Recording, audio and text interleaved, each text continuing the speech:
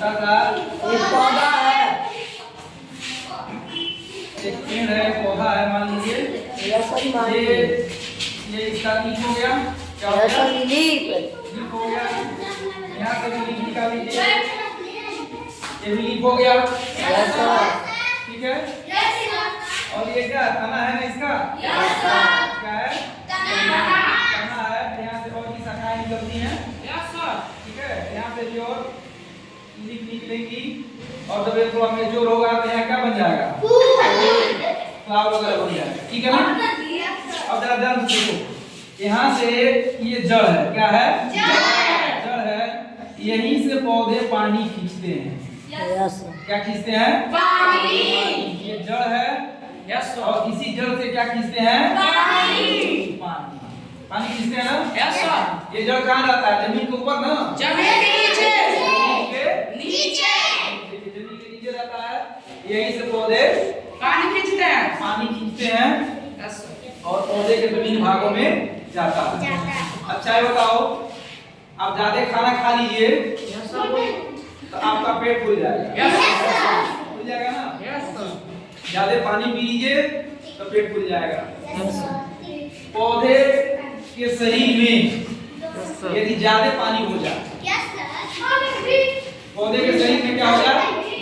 ज्यादा पानी हो जाए तो पौधे इसको क्या करते हैं, ठीक है। तो जब अतिरिक्त जल हो जाता है, कैसा जल? अतिरिक्त जल, यानी पौधे के खपत के बाद, ठीक है ना। पौधे को जितना जरूरत है वो तो अपना इस्तेमाल कर लेगा, लेकिन यदि ज्यादा पानी हो जाता है तो पौधे उसको अपने शरीर से बाहर निकालते हैं। निकालेंगे कि नहीं निकालेंगे? बिल्कुल निकालेंगे, ये नेचुरल तरीका है, ठीक है। अब जरा यहाँ से ध्यान से देखो, आपको एक दिन हम बताए थे कि जो पत्तियां होती हैं, पत्तियां होती हैं, उन पत्तियों के निचले हिस्से पर एक छोटा छोटा छिद्र होता है ना। इन छिद्र को हम कहते हैं स्टोमेटा। क्या कहते हैं? इसको कहते हैं स्टोमेटा। ध्यान से सुनो, इसी स्टोमेटा से, ठीक है ना, इसी स्टोमेटा से जो अतिरिक्त जल होता है वो अतिरिक्त जल पौधे के शरीर से बाहर निकल जाता है, ठीक है ना।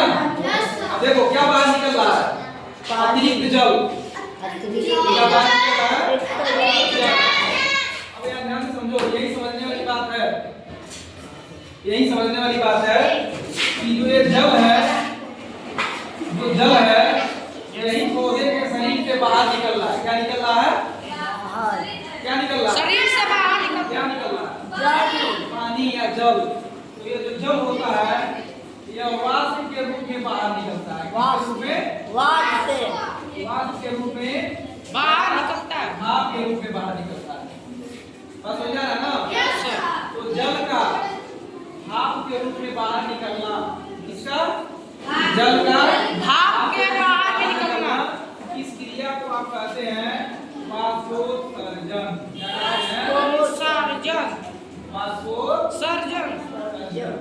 अब देखिए, अब आपसे कोई पूछा है कि वाष्पोत्सर्जन क्या है तो आप बता देंगे ना?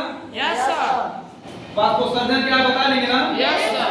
कि पौधे के शरीर से जल का भाप के रूप में निकलना या वाष्प के रूप में निकलना क्या कहलाता है?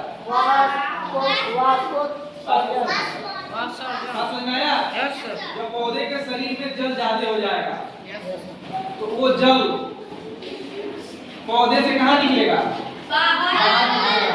किसके रूप में निकलेगा? वाष्प के रूप में निकलेगा। तो जल का वाष्प के रूप में बाहर निकलना क्या कहलाता है? वाष्पोत्सर्जन। क्या पूरा प्रक्रिया समझ में आ गया? Yes sir. किसी को कोई दिक्कत? नहीं सर। बता दो। Yes sir.